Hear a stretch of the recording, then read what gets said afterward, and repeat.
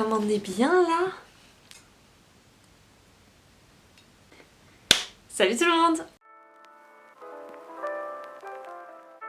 Aujourd'hui je vous retrouve pour mon book haul du mois de mai. Je commence tout de suite avec le seul graphique du mois de mai. Je parle de Zone Fantôme de Junji Ito qui est publié chez Mangetsu dans leur superbe édition reliée. C'est un tome 2, j'avais lu le premier tome et je l'avais beaucoup aimé. Alors je l'avais lu il y a déjà un petit moment et donc là le tome 2 était sorti et en tant que grande amoureuse de Junji Ito j'étais obligée de sauter dessus.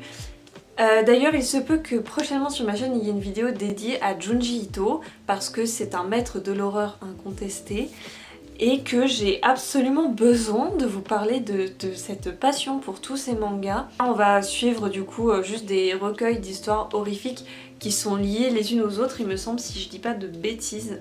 Je vais vous montrer le sous-jaquette parce qu'il est juste magnifique. Hop, et voilà.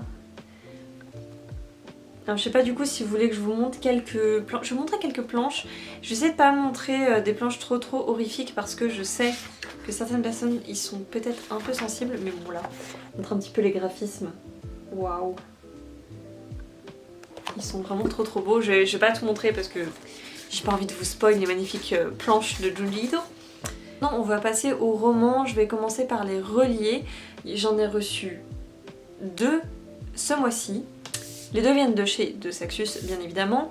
Le premier, c'est Belladonna de Adeline Grace. J'avais déjà lu du Adeline Grace avec le Trône des 7 îles. J'ai pas encore lu L'Héritage des 7 îles, qui est le 2e et dernier tome de sa duologie, mais je sais déjà que j'aime beaucoup sa plume et donc j'ai sauté sur Belladonna. J'avais hésité à le prendre en brochet et en fait, quand ils nous ont montré le sous-jaquette de Belladonna, regardez-moi cette beauté. Là j'étais obligée de le prendre, finalement je me suis dit ok je vais le préco. Hop, je vous montre l'objet livre qui est splendide. Alors là ça c'est vraiment le truc qui me l'a vendu, hein. Vraiment, ça vend du rêve. L'intérieur en plus il y a un pelliculage, voilà en rose qui est vraiment sublime, regardez-moi ces détails. Je suis trop fan et j'ai très hâte de lire, je pense qu'il va pas traîner très longtemps dans ma palle. Je me souviens pas énormément du résumé et j'aime pas trop lire des résumés quand je sais que je vais bientôt les lire.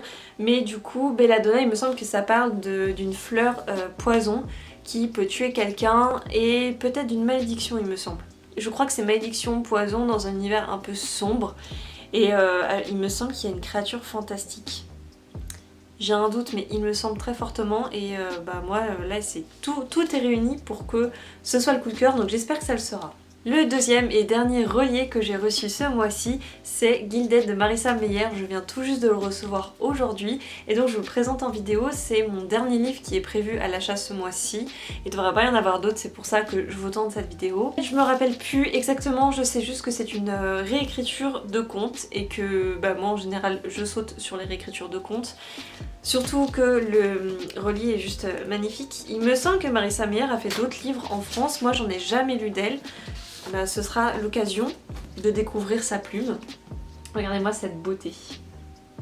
Le sous-jaquette est vraiment... il est splendide. Et j'avoue que ce qui me l'a vraiment vendu, c'est la petite phrase d'accroche qu'on peut trouver juste ici. C'est « Toute magie a un prix, mais l'amour n'était pas censé faire partie du marché. » Et ça vraiment remonte ici à fond, donc... très hâte de lire aussi, hein, je vais dire ça pour absolument tous les livres. Toujours chez De Saxus, c'est le dernier de ce mois-ci, il me semble. C'est Cœur de sorcière de Geneviève Gornichek aux éditions Sabran, donc c'est une autre branche de chez De Saxus qui s'occupe des réécritures de contes et de mythologie. Là, il me semble que c'est de la mythologie nordique, alors j'aurais aimé avoir le relié, je l'avais pas précommandé. Et je l'avais précommandé mais suite à quelques soucis en fait la précommande a été annulée.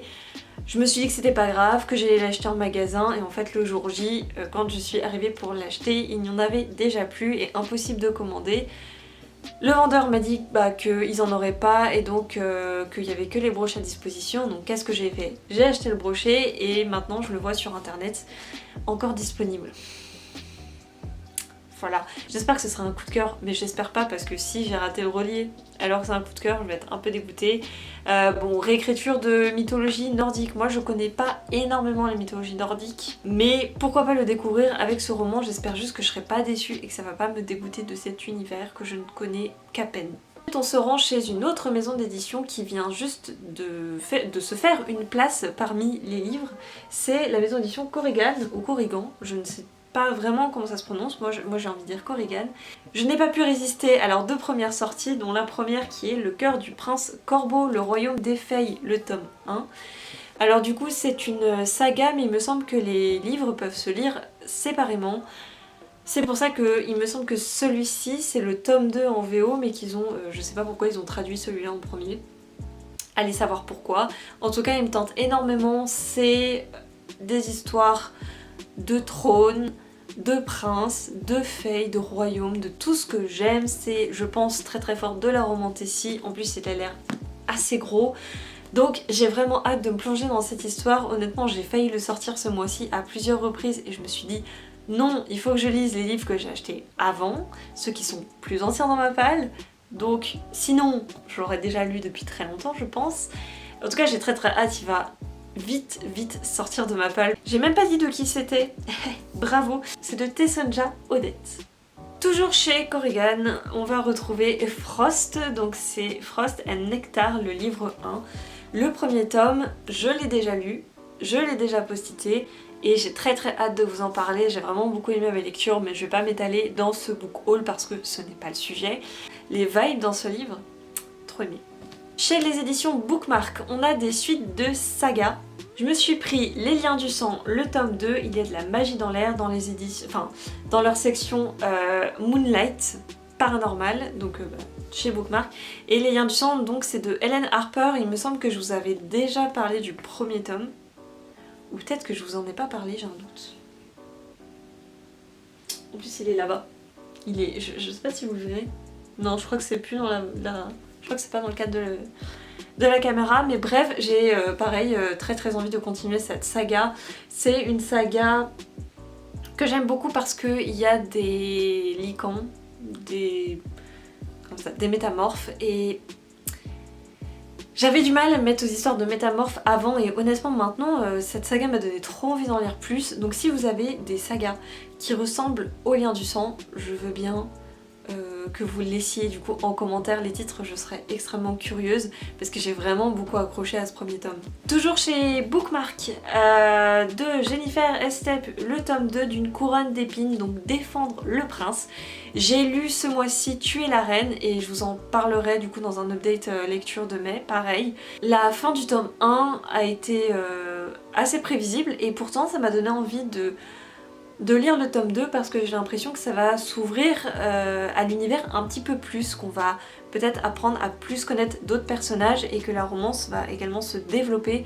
Et donc j'ai très hâte de lire cette suite de saga. J'espère pouvoir la sortir assez rapidement de ma palle. Comme vous savez, j'ai du mal à suivre mes sagas, à terminer mes sagas, je ne sais pas pourquoi, même quand j'adore l'univers.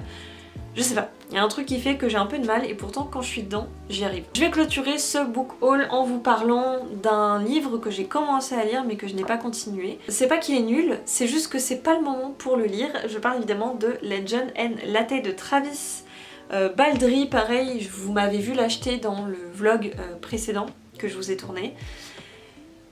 C'est trop bien, mais je pense que c'est pas un livre à lire maintenant. Moi je me vois bien le lire en hiver, genre ultra cosy, avec un petit chocolat chaud. Là j'ai lu presque la moitié, mais je me suis dit qu'en fait j'allais garder l'autre moitié pour plus tard dans l'année, peut-être pour septembre, octobre, dans ces eaux-là. Je vous le conseille, c'est donc l'histoire de Viv qui est une ancienne mercenaire. C'est une orque qui va donc s'associer à une succube pour ouvrir un café dans un village qui ne connaît absolument pas le café, qui ne sait pas ce qu'est un latte, et elle est tombée complètement amoureuse de la saveur du café et elle aimerait le faire découvrir à tout le monde. Donc ça va mélanger vraiment ce côté tranquille, cosy, on se prend pas la tête, mais avec des créatures de fantasy, un univers médiéval, etc. C'était une sortie que j'attendais beaucoup. J'étais pas sûre de l'acheter ce mois-ci, mais finalement si. C'est tout pour le book haul du mois de mai, je me suis trouvée hyper raisonnable et je suis trop contente de vous montrer mon deuxième book haul de ma chaîne. Ouais! Je vous remercie beaucoup pour votre soutien. Je sais que pour l'instant on n'est pas beaucoup sur ma chaîne, mais sachez que ça me fait hyper plaisir votre soutien, vos j'aime et les quelques commentaires que vous me laissez, ça m'encourage vraiment à continuer l'aventure. Écoutez, moi je vous fais des gros bisous et puis on se retrouvera bientôt pour un update ou pour une vidéo sur Junji Ito. Je ne sais pas encore. Des gros bisous, prenez soin de vous. Salut!